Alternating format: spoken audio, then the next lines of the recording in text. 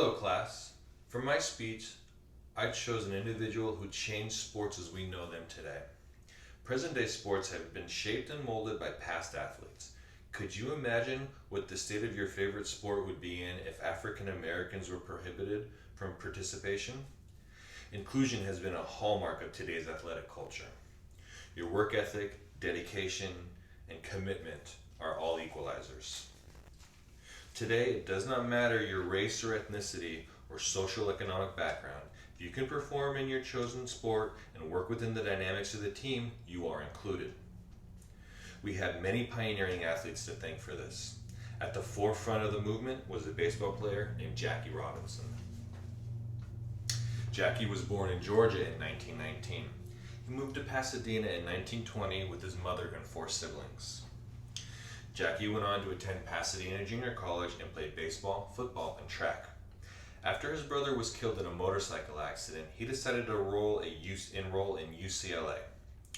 While he was at UCLA, he was the first student athlete in the school's history to letter in 4 sports: football, baseball, basketball, and track. Jackie was then drafted into the segregated U.S. Army in 1942. He went to officer candidate school and was commissioned as a second lieutenant in 1943.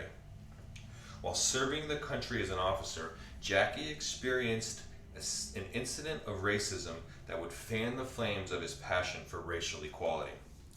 He was boarding a U.S. Army bus when the bus driver ordered him to sit in the back of the bus and make room for other white passengers. Jackie refused and rode in the front of the bus. Upon arrival to his destination, he was arrested and court-martialed.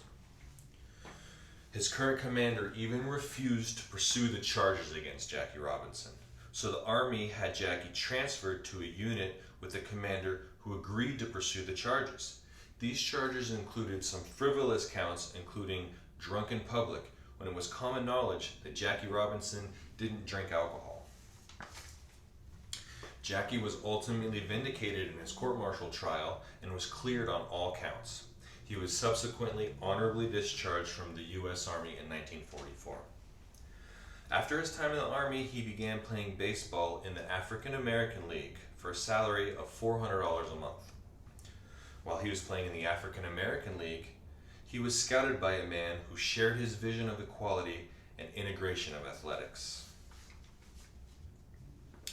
The GM of the Brooklyn Dodgers, Branch Rickey, was on a mission to find an African American player who not only had the talent to play in the bigs, but also the ability to turn the other cheek when faced with racism while playing. Branch told Jackie that he was looking for a player with, quote, enough guts not to fight back when faced with racism. Jackie agreed for the greater good and future of integration of Major League Baseball.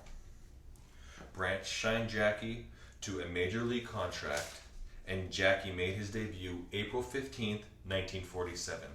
This marks the first time an African American player played in Major League Baseball since 1889, when the league was first segregated. This famous event was dubbed Breaking the Color Barrier in the nation's preeminent and most popular pastime of the era. Jackie was faced with much contention, and some cities even locked their training fields so Jackie's teams couldn't practice. Jackie never retaliated for the injustices and excelled as an athlete. He was awarded Rookie of the Year in 1947, MVP of the entire league in 1949, and led his team to a World Series championship in 1955. Jackie was inducted into the Major League Baseball Hall of Fame in 1962. Today, the entire league commemorates Jackie Robinson breaking the color barrier every single year on April 15th. In Jackie's honor, the Major League Baseball retired his jersey number. No Major League player will ever wear number 42 again. Jackie's contributions to equality extend far beyond sports.